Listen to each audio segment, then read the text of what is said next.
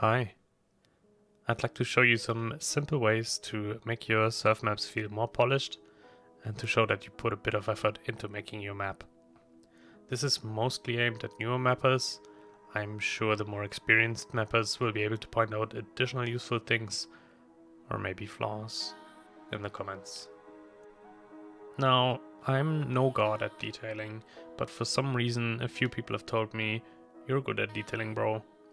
I don't really agree with that.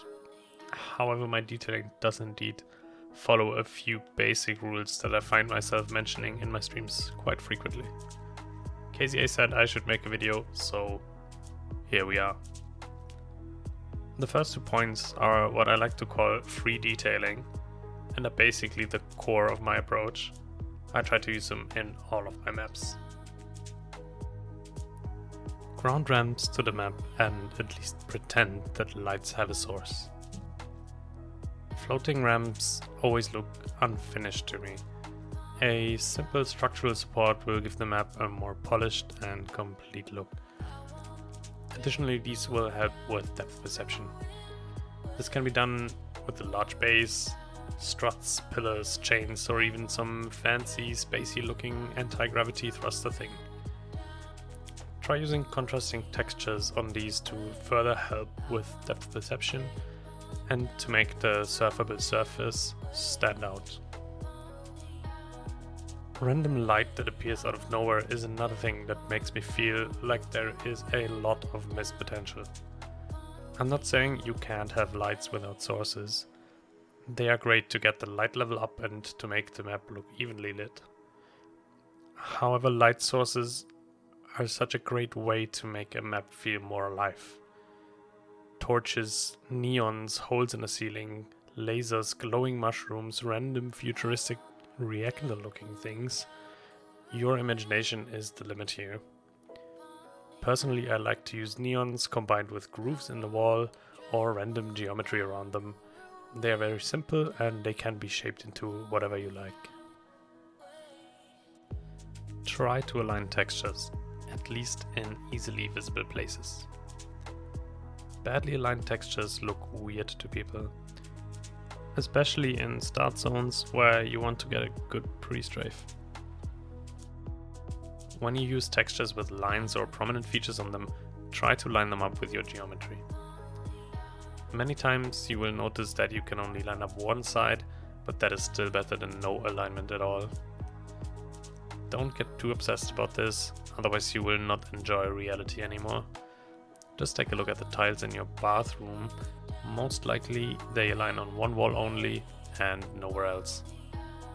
I think about that way too much, to be honest. Texture scale and rotation can help a lot here, but make sure things don't look too scaled up or too repetitive. One trick I like to use for my ramps is to pick a texture with a noticeable feature, for example a line at the spine or the base.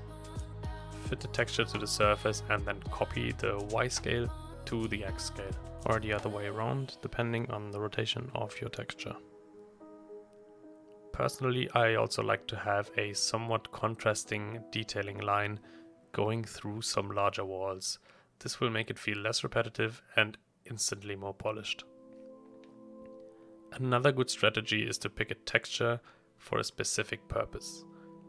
For example, a texture for your ramps, one for your floor, walls, ceiling, trim, and so on.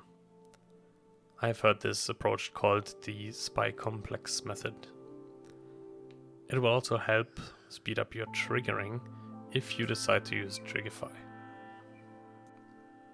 Add clues to help with depth perception. Depth perception will help your map a lot by providing a less frustrating playing experience.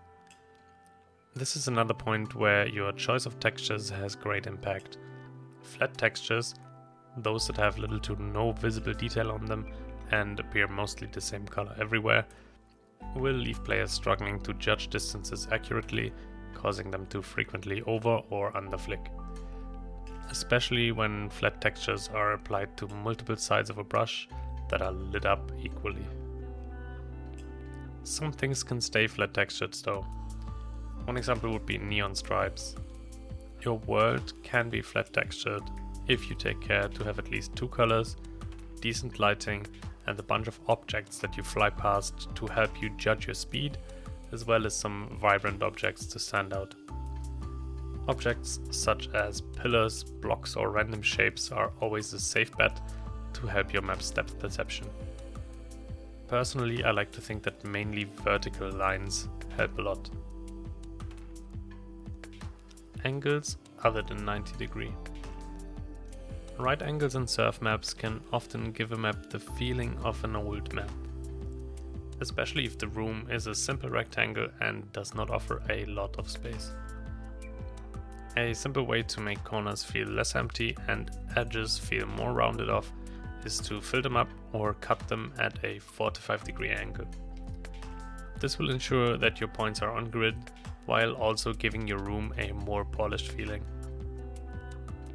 This can also be done with other angles. Ideally, you want to find an angle that causes your line to end up on the grid frequently. One way to do this consistently is to pick a grid cut with simple ratios like 1 up or down, 2 over, for example. If even that does not work out, at least ensure that the vertices at the start and end of your line are on grid. Height levels and unreachable areas / world building. Adding different height levels to your environment helps to keep your map less repetitive, while also providing additional reference points to look at. This does not only affect the visuals of your map, but also its gameplay in a similar way. As an added bonus, you can use them to neatly hint towards what is a playable area and what is not. A good example of this would be Surf Lost 2. At the same time, it will provide you with the option of challenging a player's curiosity. Places you can see but you cannot reach, or maybe reach under great effort, offer something more than just environment for the sake of filling up empty spaces. You can use them for world building, telling a story, or rewarding players for a bit of exploration. The same is true for doors and windows. A door or portal could explain how the player got to the start zone, tell them where to leave the end zone, and hint to a world beyond the surf map alone. A window, meanwhile, can offer you a look into another area you cannot reach, or maybe reach at a different point throughout the map, further adding depth to your world and the setting you present. A wonderful example for these are the observation rooms behind the glass windows in Portal's test chambers. Sometimes you can even help your map to feel more alive by thinking of a story behind it. Some examples for this would be Surf's Audacity or Surf Rewind, where the creators made up companies and posters that can be found throughout the maps, hinting to a world beyond what you see and people who live in it. 3D Sky. Speaking of a world beyond your playable map, the 3D Skybox allows you to set your map in such a context. Now, I'm no expert in the use of 3D Skyboxes, but I believe even simple 3D Skyboxes can greatly increase the feeling that your map is grounded in a world with a story behind it. For example, my map Surf Aphelion is set inside a crater on a moon, which is just a simple displacement in the 3D Skybox. Its successor, Surf Perihelion, will be set on a space station where the current idea for the 3D Skybox is just a circular arch turned into a funk rotating. Together with a nice 2D skybox and an ENV sun, this greatly helps to set the mood of the map. Tree Meta. The tree meta is overpowered. Trees act like pillars for depth perception, add a sense of scale, and breathe more life into your map by adding that little bit of color and nature. Trees actually get scaled up often because surf maps are way too huge and you go super fast. Add a little bit of grass floor, ideally sprinkle some alpha using a dirt grass blend texture, maybe even suggest where a path could be, and finish by slapping a little border around your garden area if you so desire. Ambient and detail lighting. You can use ambient lights to get rid of big blobs of shadows and dark patches. These are what I like to call fake lights, because I use them to help out the light from my realistic light source which rarely provides enough light on its own. Another point I'd like to mention here is light color and placement. These help you to point to an area you want the player to look or to go. Or maybe just to add some more splashes of color. Again, I'm no expert in lighting and my maps frequently end up being too dark, which is why I have linked a proper lighting guide and some other useful links in the description. They are absolutely worth a read. Coming to the end of the video, I wanted to mention another thing, and that is to keep your expectations low. Being ambitious is great, and if you have the patience to pull through, you can end up with some amazing results. However, something that I've noticed generally is that if you start out with a highly ambitious idea, you might never be happy with the result, or you won't be able to get it looking like what you envisioned. Maybe that's just a personal thing, but I prefer to go with the flow, try out the idea as I go, and see if they make me happy.